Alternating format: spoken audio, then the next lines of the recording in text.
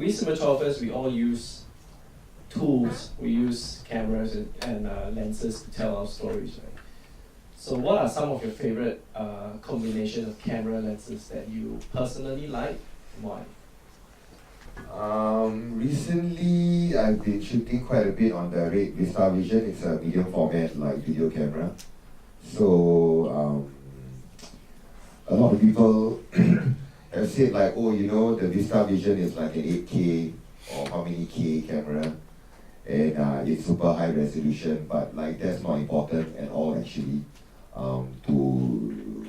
For most parts lah, because the reason why actually shooting on an 8K camera is not really for like resolution, it's actually for the field of view, you know. So that's a extremely like, you know, good plus point to have when you put on a lens and, you know, you just say you chuck on a 50mm lens and like, you know, you don't get a normal 50mm lens, you get like a 35mm field of view, but with a 50mm depth of field. So like that's something like, you know, interesting. Yeah.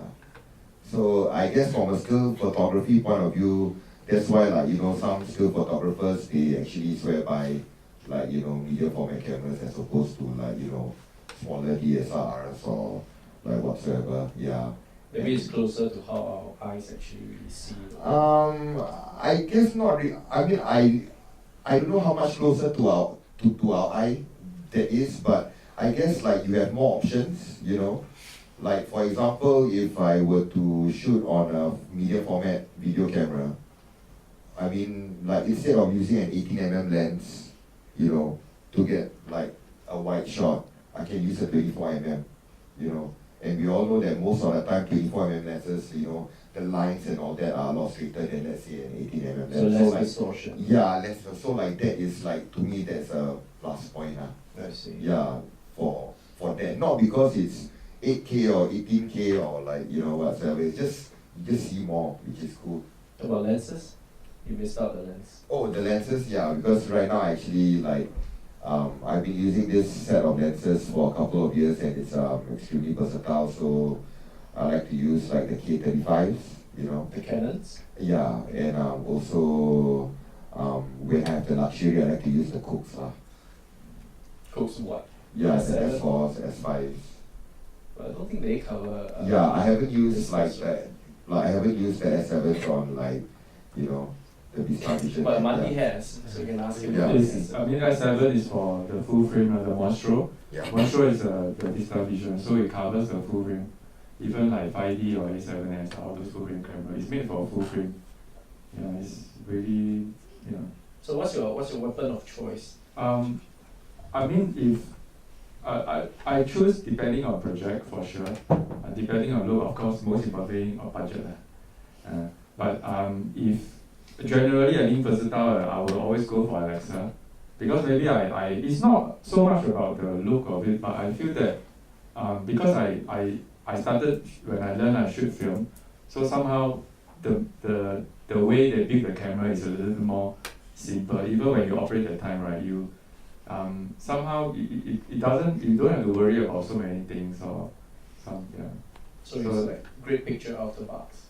Yeah, it kind of like, and especially I shoot a lot of narrative, and then it's very good for skin tone, and somehow it just happened. Yeah, it just talks to me like, you know, in a different language. My second favorite currently is Monstro, because I really like the full frame. I shot something with recently, you know, the NDP film that I shot with Jinfeng.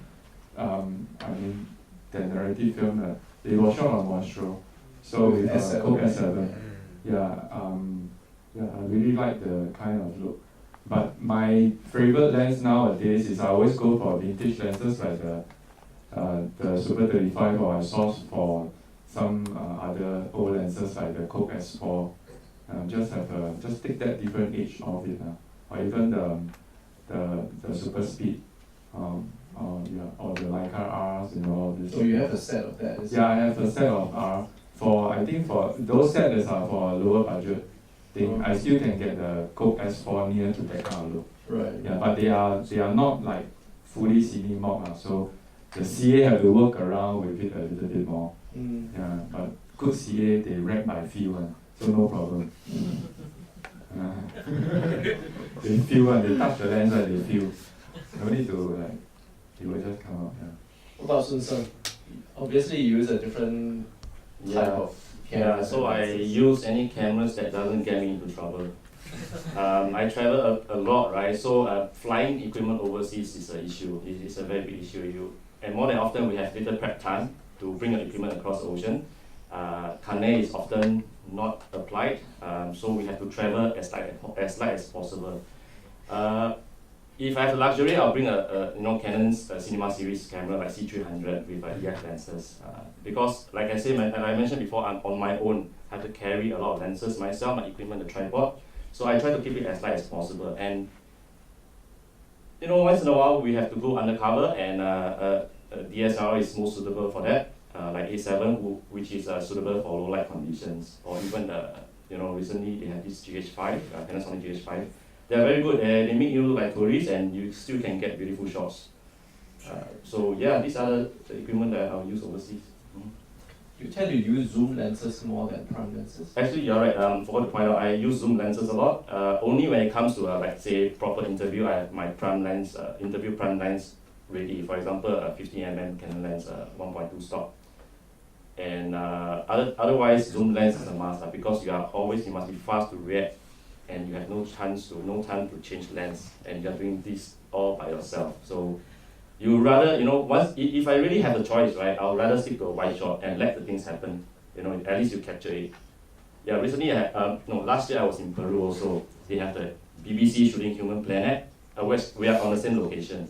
So we are waiting for a bridge to be cut off, this organic bridge to be cut off, and to build again. So the BBC was there shooting Human Planet, the NBC was there, ABC was there. All of us were chatting about cameras. They had the Alexa, the big cameras. I'm using the C300, the smallest among all the cameras there. While we were talking, the bridge snapped. Everybody looked at each other. Did you get that? No. Did you? So nobody got a shot.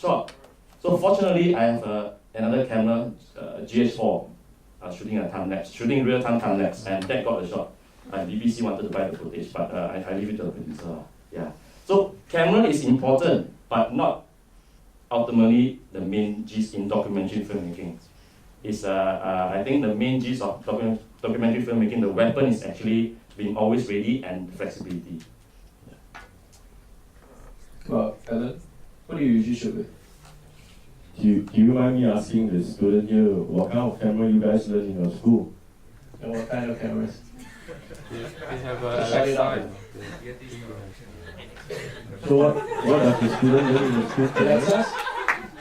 You have Alexa in school? Team, please verify. We have for year 2 Sony F5 set of 6 lenses, the Sony lenses. That's all? In year 3 we have Alexa Classic version 1.1 with CP2 Lens? CC2. That's all the student are learning. Yeah. I think students need to know more. My choice of a lens is always very expensive. I go for anamorphic lens. For these 2 years, I only shoot anamorphic. I don't shoot anything else. I'm a bit spoiled. When I ask for something, the producer better give it to me. And secondly, my weapon, camera to me is all different. CMOS is all the same. Red camera, they have CMOS. Alexa, they have CMOS. Gray file and warm file. To me, they are all the same. To craft out the real visual, I think it's the lens that gives you the different look from the content that you are shooting.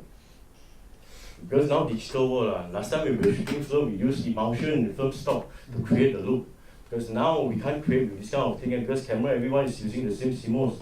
So the only thing that you can try out is use different lenses. Maybe you can use Kowa.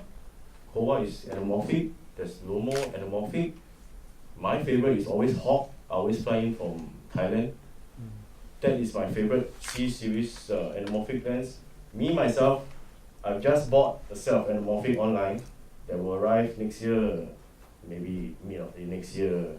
So hopefully Singapore will also have a set of anamorphic to use. But it's my lens I use. I'm not for rental. So I think students to understand lens and camera, what the school has doesn't allow you to understand more. I think the school should invest in a mini at least or ultra prime, so the student know what is the real camera and a real lens. I give you my boss email you.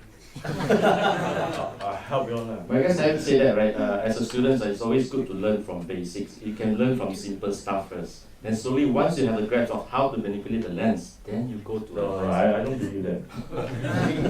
So we got two different strands of thoughts here. Yeah. Definitely have to see the best things first.